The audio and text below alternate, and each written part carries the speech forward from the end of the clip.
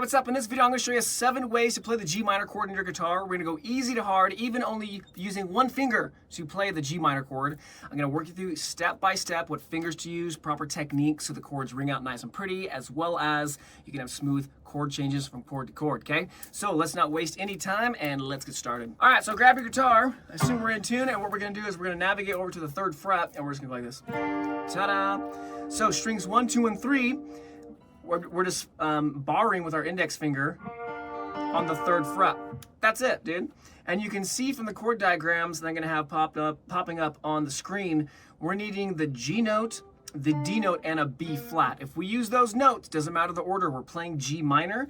And because in this particular one, the G is not the bass note, this is going to be considered an inversion, okay?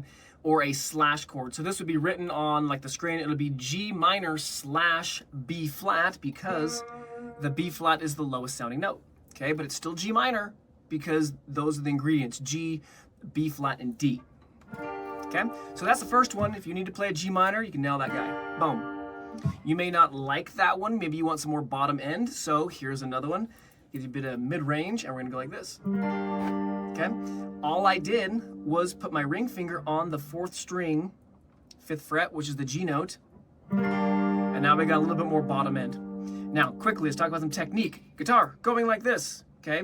I am not jutting out my wrist. I'm on the fingertips trying to keep this as straight as possible. My thumb is in the middle of the hand, or it's either in the middle or maybe slightly over here. It's never, ever on the outside of your index finger. If you do that, your hand collapses like mine did, and then, yes, what do people say? Oh, I don't have natural talent, my hands are too small. No, you're holding it wrong, okay? So you can do this.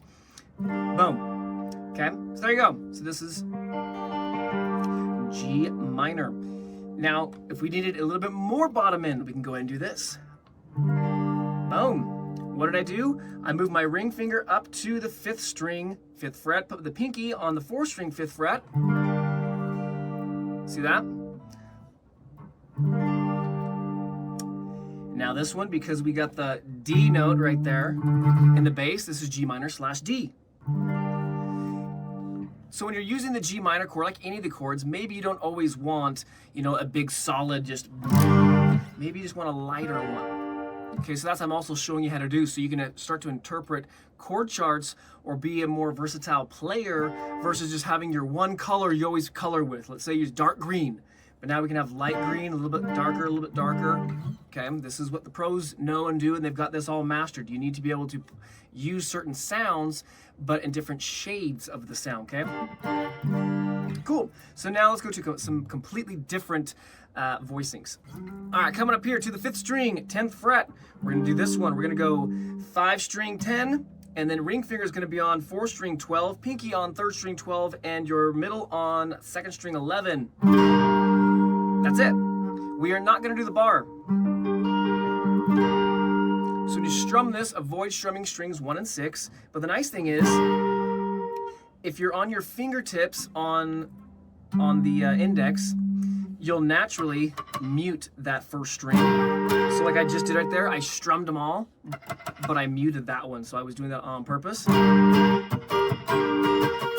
We wouldn't want, all right, you wouldn't want that sound, okay? But to turn that into a bar, all you need to do is purposely drop this one in, and it's very, very subtle, and then just kind of push it to the side.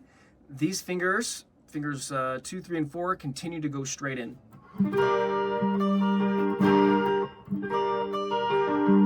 Easy, right? I believe that was the 5th one. Let's go to number 6. Let's see, we're gonna go over here to this G note, and we're gonna do this guy. So we're gonna go 4th string, 5th fret, ring finger on the 3rd string, 7th fret, pinky on the 2nd string, 8th fret, and middle on your 1st string, 6th fret. This one's a bit more exotic. This one's maybe not as common, but it'll be pretty cool to help you just add one more cool missile in your arsenal. Okay, so this may be a little tricky because we're using all the fingers. Notice my hand, my thumb is about right here, and it's not over top. okay? It's not over here. So you gotta have good position for each chord. Sometimes our thumbs can be over top depending on the chord. This one, no, because we need to be stretching it, stretching the fingers. Knuckles are pretty parallel with that. Not jutting out my wrist, not hurting my tendons right there. You'll start to get some tendonitis, carpal tunnel if you're just jutting that baby out. So we need the curvature to be in your fingertips, in your fingers, not the wrist. Very, very important, okay? Cool.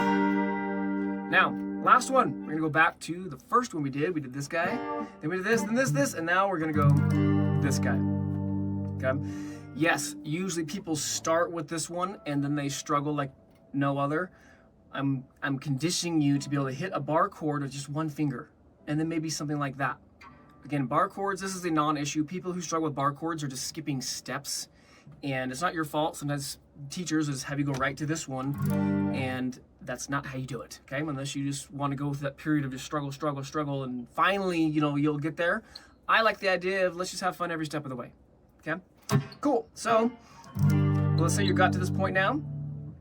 What we're gonna do is 6 string 3, ring finger on 5 string 5, pinky on 4 string 5, and then we're gonna bar all of them. And yes, my middle finger is going to the side, helping to go that way so that I get all of those ringing out. If you're squeezing it straight in, what'll happen is your knuckles will do this, and then there'll be little gaps, and then it won't ring out, okay? So I'm like trying to do it wrong here. How do people do this? They try to squeeze straight in. I don't even know, dude. Just train you to do it right, and then you always do it right, okay? So that's it. So we did this guy, boom. That guy, this guy. Then we jumped over here, did this one, drop it down, turn it to a bar. Then we came over here, did this guy, and then we finally did this one. Awesome. So if you would like a breakdown of this chord, I have a blog post I put on my website where I'll go step by step if you like the text. Also, if you want to get more into the theory, I'll have a video either pop up somewhere on the screen or I'll have a link in the description below so we can understand why are we using these notes, G, B flat, D, like what's going on with that. As well as I'll have a link if your chord changes are slow. I'll show you how to break them down step by step. Smooth chord changes are super easy and you don't struggle with chords like everybody else, okay? Cool, so hope this helps. We'll see you in a future video, and thanks for being here.